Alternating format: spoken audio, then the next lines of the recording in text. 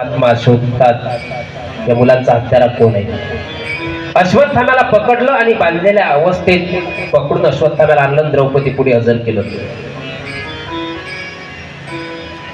आणि हजर केल्यानंतर सांगितलं, द्रौपदी रडू नको,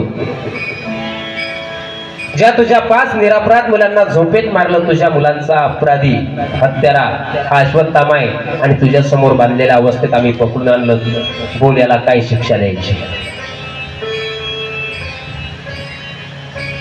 द्रौपदी पाहते त्याच्याकडे, कोण होता तो? अश्वत्थामा। आणि अश्वत्थामा कोण?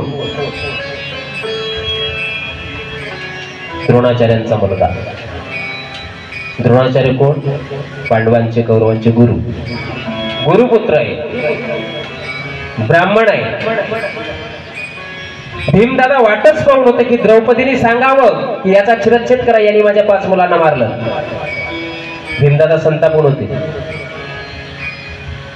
नुसतं रडते आणि म्हटले, आदेश दे फक्त, तू काय करायचं, याला कुठली शिक्षा द्यायची? शिरच्छेद करायचा, समुद्रात बुडून मारायचं, तू फक्त आदेश दे। ब्राह्मण आहे, याचे वडील सुद्धा युद्धात मारल्या गेले, पण याची म्हातारी आई अजून जिवंत आहे आणि आता जर याला मी मृत्यूदंड दिला तर याच्या आईचा म्हातारपणचा एकुलता एक आधार हाच आहे।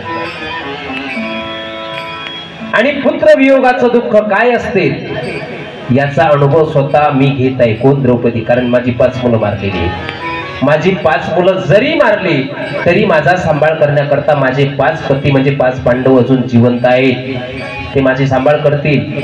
पण याला जर मारलं तर याचे वडील मारले गेले, द्रोणाचार्य आपला गुरुपुत्री आहे, जातीनं ब्राह्मण आहे, ब्राह्मणाला तसंही मारता येत नाही, ब्रह्महत्येचं पातक लागतं। आणि याला मारलं तर याच्या आईला किती दुःख होईल, पुत्रवियोगाचं दुःख। एवढं कारुण्य द्रौपदीच्या अंतःकरणात आहे आणि सांगितलं, मारू नका याला, सोडून द्या, सोडून द्या। मुंचता मुंचता मेष ब्राह्मणानितराम गुरु। एक तर हा ब्राह्मण आहे, दुसरे गुरुपुत्र आहे आणि याला जर आता मारलं तर याच्या म्हाताऱ्याचा सांभाळ कोण करेल? कारण त्याचे वडील मारले गेले। रडते का? माझी 5 मुलं मारली म्हणून रडत नाही द्रौपदी।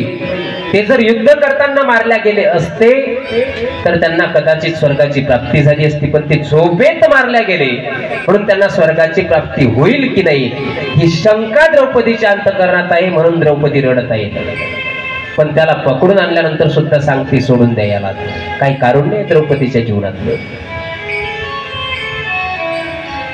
त्यावेळेला भीमदादा अगोदर संतापलेले होते, त्याने सांगते, द्रौपदी काय सांगते तू, याने तुझी 5 मुलं मारली आणि त्याला पकडल्यानंतर म्हणते सोडून द्या। अगं तुला काही कळते की नाही, तुझे 5 निरपराध मुलं झोपेत मारली त्याने, या मारण्याच्या लायकीचा आहे। द्रौपदी म्हणते सोडून द्या। अर्जुनजी भगवान परमात्म्याकडे पाहतात, देवा तूच सांग याला मारून द्यायचं की सोडायचं। त्यावेळेला भगवंतानी सांगितलं, भगवान श्रीकृष्ण परमात्म्याने, द्रौपदी म्हणते ना सोडून द्या, तिचंही बरोबर आहे। आणि भीमदादा म्हणतात त्याला मारलंच पाहिजे, भीमदादाचंही बरोबर आहे। एक काहीतरी बरोबर असेल नाही का? वाईट आहे, 5 मुलं मारली म्हणून एक तर मारलं पाहिजे किंवा सोडून दिलं पाहिजे, 2 पैकी 1 बरोबर आहे। तू म्हणतो सोडून, म्हणजे द्रौपदी म्हणते सोडून द्या, तिचंही बरोबर आहे। भीमदादा म्हणतात हा मारण्याच्या लायकीचा, याला मारलंच पाहिजे, त्याचंही बरोबर। दोघांचं कसं काय बरोबर आहे? आणि देव जे करतो ते बरोबर असते। व्यवहारात एक म्हण आहे, देव जे करतो ते बरोबर करतो। दोघांचं बरोबर कसं?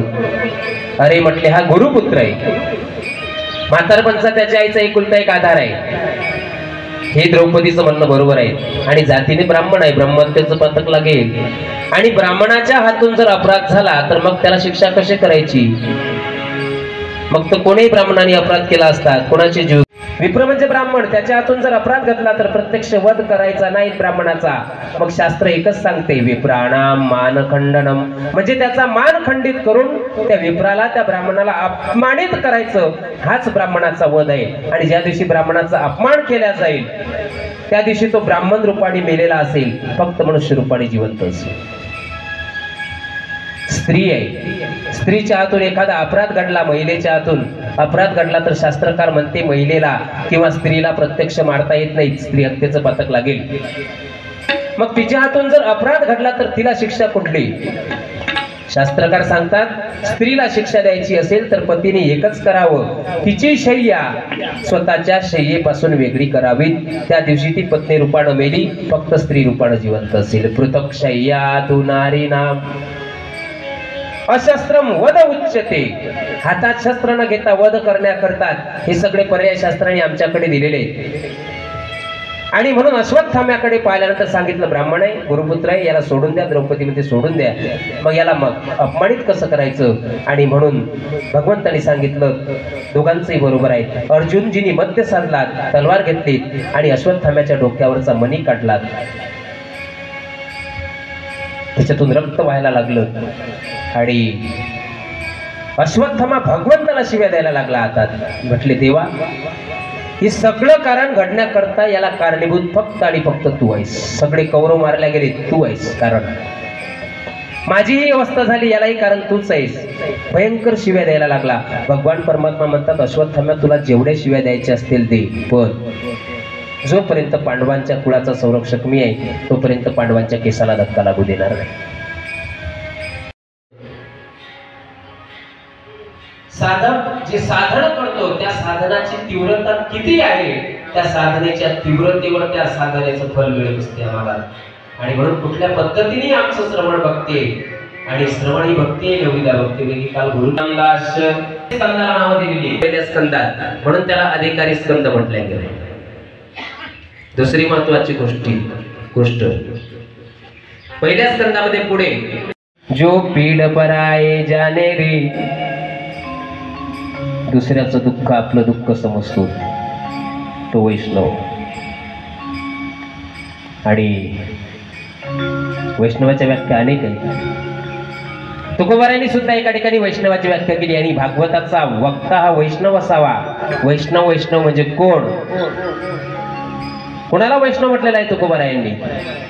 वैष्णव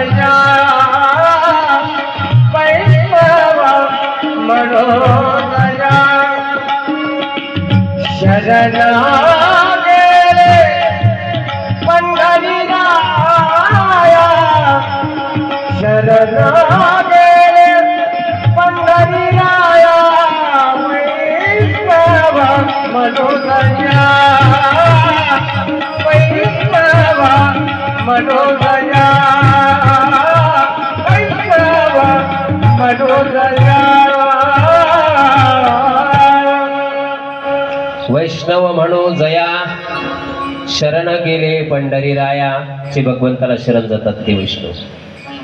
दुसरी व्याख्या वैष्णव तो जया, अवघी देवावरी माया, ज्यांनी संसारातलं सगळं प्रेम बाजूला काढलं, मायानाम प्रेम, आणि ते सगळं प्रेम भगवंताला समर्पित केलं।